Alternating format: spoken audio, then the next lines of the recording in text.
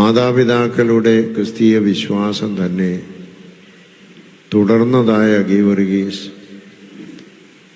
പ്രാർത്ഥനയിലും നോമ്പിലും ഉപവാസത്തിലുമൊക്കെ ശക്തി പ്രാപിച്ചു. 17-ാമത്തെ വയസ്സിൽ അദ്ദേഹം നിർബന്ധിതമായിട്ടും റോമാ സൈന്യത്തിൽ ചേർന്ന് സൈന്യസേവനം നടത്തേണ്ടി വന്നു. ഡയോക്ലീഷ്യൻ ചക്രവർത്തിക്ക് വളരെ പ്രിയപ്പെട്ട ഒരു പട്ടാള മേധാവിയുടെ മകനായിരുന്നതുകൊണ്ട് അദ്ദേഹത്തെ ചക്രവർത്തിയുടെ പേഴ്സണൽ ഗാർഡിൽ ഉൾപ്പെടുത്തുകയാണ് ചെയ്തത്. പ്രത്യേകമായ ദൗത്യം അന്ന് റോമാ സാമ്രാജ്യം പിടിച്ചടക്കിയിരുന്ന എല്ലാ രാജ്യങ്ങളിലും ചെന്ന് അവിടെയൊക്കെയുള്ള റോമാ സാമ്രാജ്യത്തിലെ പടയാളികളുടെ സുഖസൗകര്യങ്ങൾ അന്വേഷിച്ച് തിരിച്ച് റിപ്പോർട്ട് ചെയ്യുക എന്നുള്ളതാണ്. അങ്ങനെ ഗീവർഗീസ് സഹദ പലസ്തീൻ നാടിൻ്റെ ചുമതലയുണ്ടായിരുന്നുകൊണ്ട് അദ്ദേഹം പലസ്തീൻ നാട്ടിൽ ഓരോരുത്തർക്കും കുതിരപ്പുറത്ത് യാത്ര ചെയ്ത് പട്ടാള ക്യാമ്പുകൾ സന്ദർശിക്കുക. അങ്ങനെ ഒരു ദിവസം പട്ടാള ക്യാമ്പ് സന്ദർശിക്കാൻ പോയപ്പോഴാണ് തൻ്റെ ജന്മസ്ഥലമായ ലിദായിക്ക് അടുത്തുള്ള സെലേന്യ എന്നൊരു ഗ്രാമത്തിൽ വഴിയരികിൽ കുറേ ആളുകൾ നിന്ന് കരയുന്നത് കണ്ടത്. എന്താണ് കാരണമെന്ന് അന്വേഷിച്ചപ്പോൾ അവിടെ താഴ്വാരത്തിൽ ചതുപ്പ് നിലത്ത് ഒരു വലിയ മൃഗം വന്ന് ഇരിക്കുന്നു. ഇവർക്ക് വെള്ളം കോരാനുള്ളതായ ചതുപ്പ് നിലത്ത് അത് വന്ന് കിടക്കുന്നതുകൊണ്ട് വെള്ളം കോരാൻ സാധിക്കുന്നില്ല. ഭീമാകാരനായിരുന്ന ആ മൃഗം തൻ്റെ വായിൽ നിന്ന് ഉച്ഛ്വസിക്കുന്ന വിഷവായു കൊണ്ടാണ് ഇരകളെ പിടിച്ചുകൊണ്ടിരുന്നത്. അതുകൊണ്ട് ആർക്കും അടുത്ത് ചെല്ലുവാനായിട്ട് സാധിച്ചിരുന്നില്ല. അതുകൊണ്ട് ജനങ്ങൾ ആ മൃഗത്തിന് ഇടയ്ക്കിടയ്ക്ക് അവരുടെ വളർത്തു മൃഗങ്ങളെ, ആടിനെയും കോഴിയെയും പക്ഷികളെയും മറ്റെല്ലാത്തിനെയും ഇട്ടുകൊടുത്ത് അതിന് ഭക്ഷണം കൊടുത്തിരുന്നു. കാരണം ഭക്ഷണം കഴിച്ചു കഴിഞ്ഞ് അത് പിന്നെ ഒരു 10-15 ദിവസത്തേക്ക് അതിന് മാളത്തിൽ ഒളിക്കും. പിന്നെ 15 ദിവസം കഴിഞ്ഞേ വരികയുള്ളൂ. അത്രയും കാലം അവർക്ക് സ്വന്തമായി വെള്ളം കോരാം. കുന്നിൻ്റെ പുറത്ത് താമസിക്കുന്ന ആളുകളുടെ അടുത്തുള്ള കുന്നുംപുറങ്ങളിൽ താമസിക്കുന്നവർക്കുമെല്ലാം അവരുടെ എല്ലാ കുന്നുകളുടെയും നടുവിലുള്ള ഈ ചതുപ്പ് നിലത്തിലെ വെള്ളമാണ് അവർക്കെല്ലാം ആശ്രയം. അങ്ങനെ വളർത്തുമൃഗങ്ങളെല്ലാം തീർന്നു കഴിഞ്ഞപ്പോൾ അവർ തങ്ങളുടെ കുഞ്ഞുങ്ങളെ ഇട്ടുകൊടുക്കാൻ തുടങ്ങി. അത് ചീട്ടിട്ടെടുത്ത് ഓരോ കുഞ്ഞിനെയും കൊടുക്കുകയാണ്. പട്ടണത്തിലെ ആർക്ക് ചീട്ട് വീഴുന്നു അവരുടെ കുഞ്ഞിനെ കൊടുക്കണം. ഗീവർഗീസ് സഹദ കഴിഞ്ഞു വരുന്ന സമയത്ത് പട്ടണത്തിൻ്റെ അധിപനായിരുന്ന ഒരു രാജാവെന്ന് പറയുന്ന ആളിൻ്റെ ഏക മകളെയാണ് കൊടുക്കേണ്ടിയിരുന്നത്. അതിൽ ജനമെല്ലാം പട്ടണം മുഴുവനും ദുഃഖിച്ച് വിലപിച്ചുകൊണ്ടിരിക്കുമ്പോഴാണ് ഗീവർഗീസ് സഹദ അവിടെ വരുന്നത്.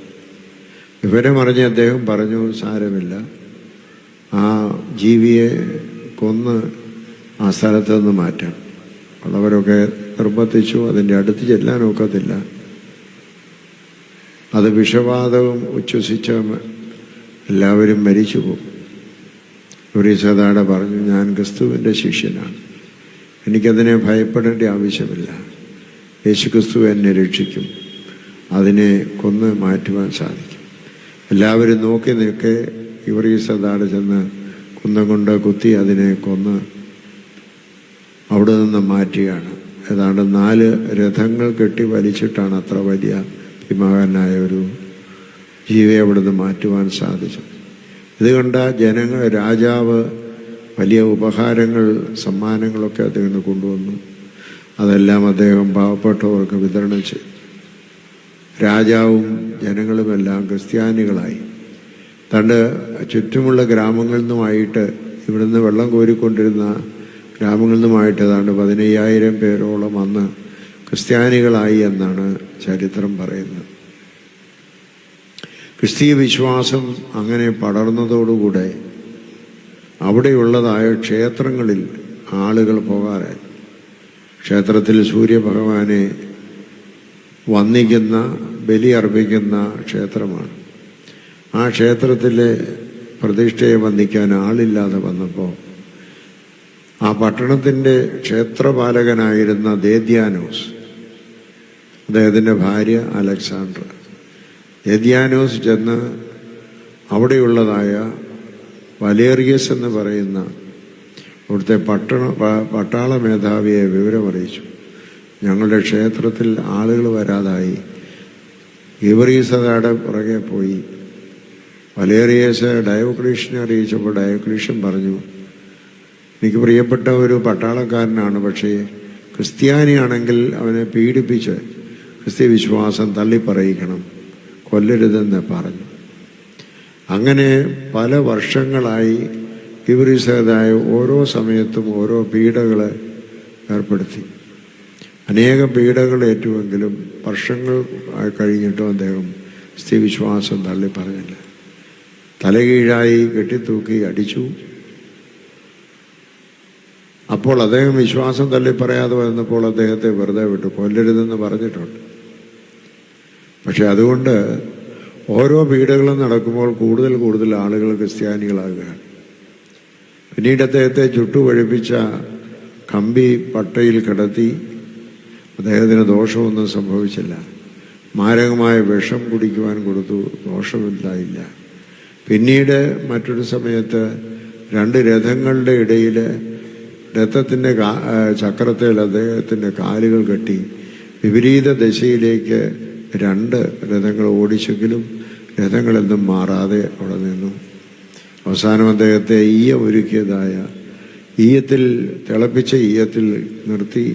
അദ്ദേഹത്തിന് ദോഷമൊന്നും ഉണ്ടായില്ല.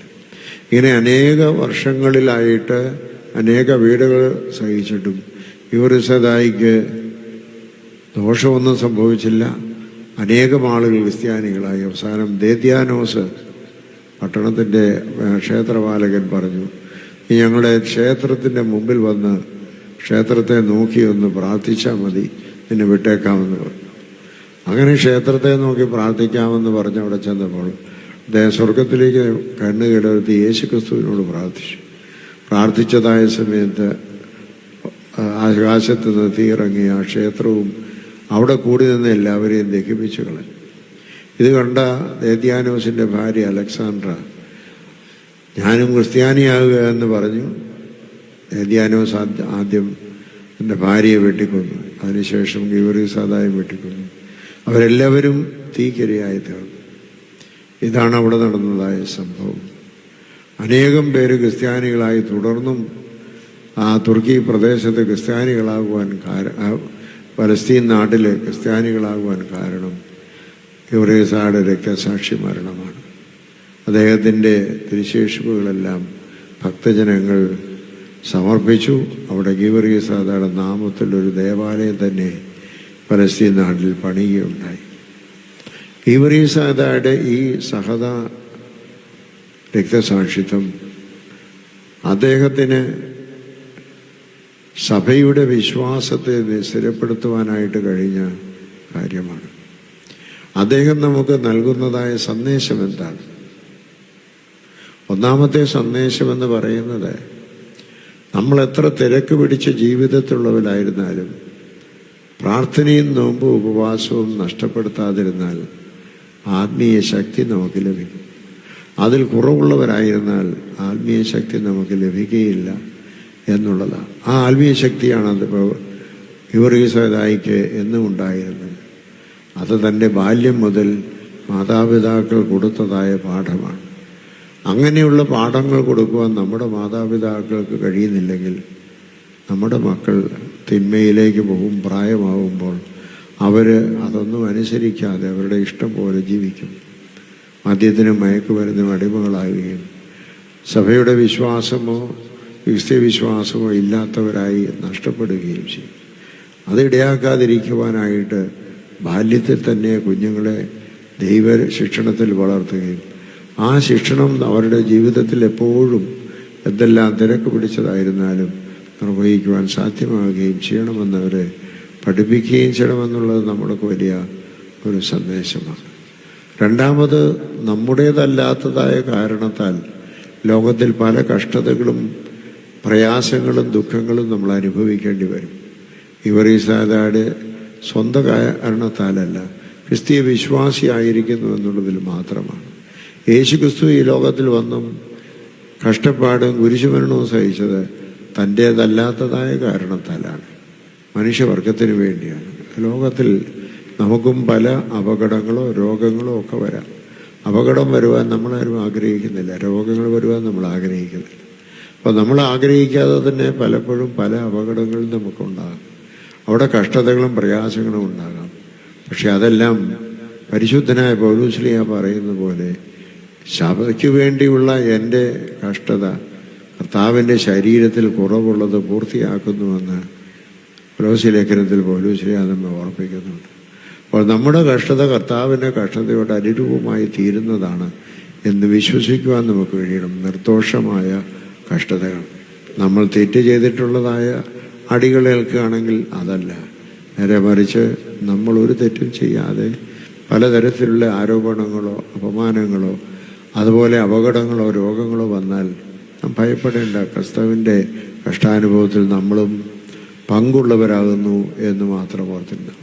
മൂന്നാമതായിട്ട് നമ്മൾ ഓർക്കേണ്ടത്, ഈവറീസദാ കഷ്ടത അനുഭവിച്ചത് വെറുതെയല്ല. തനിക്ക് വേണമെങ്കിൽ ഇവിടുന്ന് മാറിപ്പോകാമായിരുന്നു. എന്നാൽ കർത്താവിൻ്റെ പിൻഗാമിയായിരിക്കുന്നവൻ കർത്താവിൻ്റെ ക്രൂശ് എടുത്തവനെ അനുഗമിക്കണമെന്ന് കർത്താവ് പഠിപ്പിക്കുന്നുണ്ട്. അതെന്തിനു വേണ്ടിയാണ്? ആ ക്രൂശ് തേജസ്സിൻ്റെ വാടാത്ത കിരീടം പ്രാപിക്കുന്നതിനാണ്. അതാണ് പത്രോസ്ലീഹായുടെ 1-ാം ലേഖനത്തിൽ പറയുന്നത്, വാട്ടം മാലിന്യം ഒന്നുമില്ലാത്ത തേജസ്സിൻ്റെ കിരീടം. അത് പരീക്ഷ സഹിക്കുന്ന മനുഷ്യനാണ് കിട്ടുന്നതെന്ന് യാക്കോബ് പറയുന്നു. പൗലോസ്ലീഹ അത് ഓർപ്പിക്കുന്നു, ഞാൻ നല്ല പോർ പൊരുതു, ഓട്ടം തികച്ച് വിശ്വാസം കാത്തു, നീതിയുടെ കിരീടം എനിക്കായി മടഞ്ഞു വച്ചിരിക്കുന്നു. അതുകൊണ്ട് കഷ്ടത ഈ ലോകത്തിൽ വരുമ്പോൾ നമ്മൾ ഓർക്കണം, ഇത് വെറുതെയല്ല. നമ്മുടെ കുറ്റം കൊണ്ടല്ലാത്തതായ കഷ്ടതകൾ അനുഭവിക്കേണ്ടി വരുമ്പോൾ ദൈവരാജ്യത്തിൽ പ്രാപിക്കാനുള്ള കിരീടത്തിൻ്റെ ഉറപ്പ് എനിക്ക് കിട്ടുന്നതാണ് ഈ കഷ്ടത എന്നുള്ള ആ ഉറപ്പാണ് ഗിവറീസദായ കഷ്ടതകൾ അനുഭവിക്കുവാൻ തയ്യാറാക്കിയത് എന്ന് നാം ഓർക്കണം. അതുകൊണ്ട് ജീവിതത്തിൽ ക്രിസ്തുവിൻ്റെ മാർഗത്തിൽ ചരിക്കുന്നവരായി നമുക്ക് കഷ്ടതകളും ദുഃഖങ്ങളും പ്രയാസങ്ങളും രോഗങ്ങളും അപകടങ്ങളും ഒക്കെ ഉണ്ടാവാം. പക്ഷേ തേജസ്സിൻ്റെ വാടാത്ത കിരീടം പ്രാപിക്കുവാനാണ് നമ്മുടെ യാത്രയെന്ന് ഓർക്കുമ്പോൾ പൗലോസ്ലീഹ പറയുന്ന പോലെ വെളിപ്പെടുവാനുള്ള തേജസ് വിചാരിച്ചാൽ ഈ ലോകത്തിലെ കഷ്ടങ്ങൾ സാരമില്ല എന്ന് റോമാലേഖനത്തിൽ 8-ാം അധ്യായത്തിൽ പൗലോസ്ലീഹ നമ്മെ ഓർപ്പിക്കുന്നുണ്ട്. അതുകൊണ്ട് തേജസ്സിൻ്റെ കിരീടം പ്രാപിക്കാൻ ഈ ലോകത്തിൽ ഏത് കഷ്ടതയും ദുഃഖത്തെയും പ്രയാസങ്ങളെ അതിജീവിക്കുവാൻ നമുക്ക് കഴിയണം. അതിനപ്പുറമായി ഒരു നല്ല തേജസ്സിൻ്റെ കിരീടം നമുക്കുണ്ടെന്നുള്ള പ്രത്യാശയോടെ ജീവിക്കുവാൻ നമുക്ക് സാധിക്കണം. അതിന് ദൈവം നമ്മെ ഇടയാക്കട്ടെ എന്ന് പ്രാർത്ഥിച്ചുകൊണ്ട് എൻ്റെ വാക്കുകൾ ചുരുക്കും.